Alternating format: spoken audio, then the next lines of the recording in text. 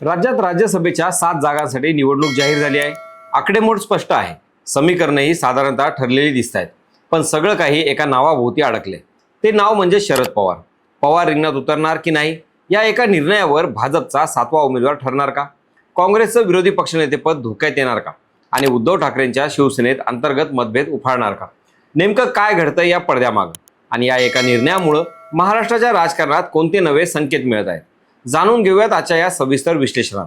नमस्कार, मी स्वप्नील आणि आपण पाहतात त्याचं काय महाराष्ट्र। राज्यसभा निवडणूक म्हणजे वरकरणी शांत दिसणारी पण आतून अतिशय गुंतागुंतीची राजकीय चाचपणी। महाराष्ट्रात 7 जागांसाठी निवडणूक होत आहे। संख्याबळाचा हिशोब पाहिला तर महायुती म्हणजे भाजप, शिवसेना शिंदे गट आणि राष्ट्रवादी काँग्रेस अजित पवार गट हे मिळून 6 जागा सहज जिंकू शकतात।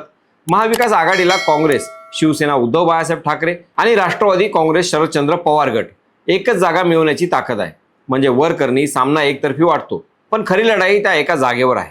आता इथे प्रवेश होतो शरद पवार या नावाचा।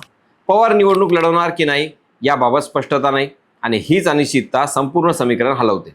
जर शरद पवार उमेदवार असतील तर भाजप त्यांच्या विरोधात उमेदवार देणार नाही अशी चर्चा आहे, म्हणजे 7वी जागा बिनविरोध होण्याची शक्यता। पण जर पवार रिंगणात नसतील तर दिल्लीतील नेतृत्वानं भाजपला 7वा उमेदवार देण्याचा संदेश दिल्याचं बोललं जातं। याचा अर्थ काय? याचा अर्थ असा की शरद पवार यांच्याबाबत भाजप आक्रमक नाही, उलट एक प्रकारचा राजकीय सन्मान राखला जातोय। पवारांविरोधात उमेदवार न देण्याची तयारी म्हणजे एक सूचक संकेत आहे। महाराष्ट्राच्या राजकारणात जरी कट्टर विरोधात दिसत असला तरी दिल्लीच्या पातळीवर संवादाचे दरवाजे पूर्णपणे बंद नाहीत, हे यातून दिसतंय। मात्र या समीकरणात सर्वात जास्त अस्वस्थ कोण आहे तर काँग्रेस, कारण हा प्रश्न फक्त एका जागेचा नाही तर राज्यसभेतील विरोधी पक्षनेते पदाचा आहे। सध्या मल्लिकार्जुन खरगे हे राज्यसभेत विरोधी पक्षनेते आहेत। हे पद टिकवायचं तर काँग्रेसला किमान 2 जागा जिंकणं आवश्यक आहे। तेलंगणातून एक जागा जवळपास निश्चित आहे, पण महाराष्ट्रातील दुसरी जागा काँग्रेससाठी अत्यंत महत्त्वाची ठरते।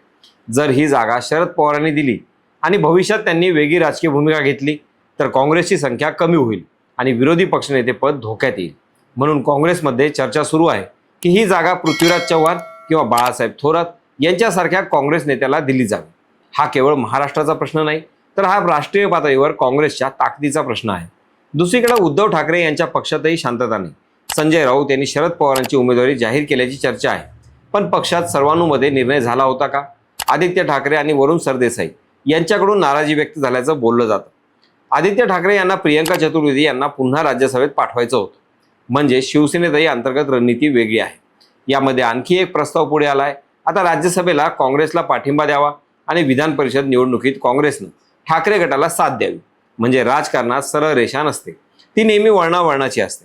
आज एकमेकांना साथ देणारे उद्या अट घालतात, परवा नवीन समीकरण मांडतात। राजकीय दृष्टिकोनातून पाहिलं तर ही निवडणूक महाविकास आघाडी खरंच भक्कम आहे का याची चाचणी आहे, कारण एक जागा जिंकण्यासाठी 37 मतांची आवश्यकता आहे।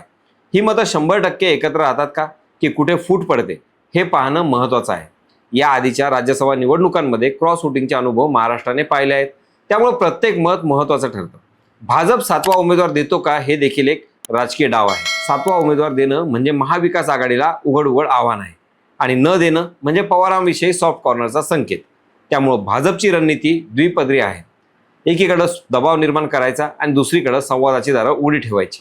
शरद पवारांसाठी देखील हा निर्णय सोपा नाही। निवडणूक लढवली तर ते पुन्हा एकदा राष्ट्रीय राजकारणात सक्रिय राहतील, नाही लढवली तर ते महाराष्ट्रातील समीकरणावर लक्ष केंद्रित करतील।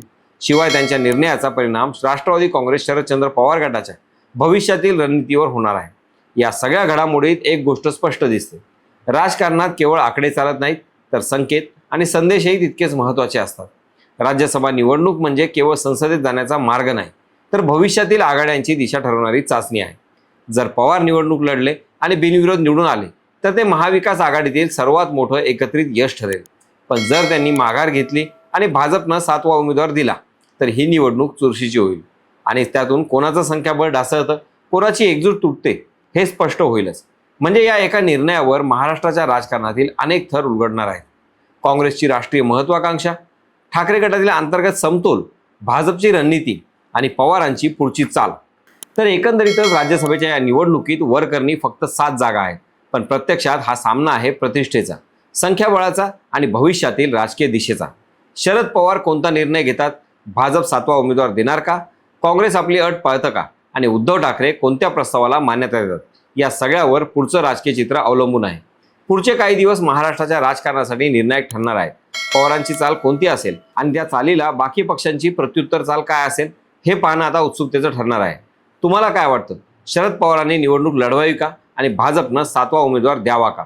आपलं मत कमेंटमध्ये नक्की लिहा. बाकी राजकारणाच्या आखाड्यात आपली नजर कायम असणारच आहे. तेव्हा कुठेही जाऊ नका, पाहत राहा, सबस्क्राईब करा. त्याचं काय महाराष्ट्र.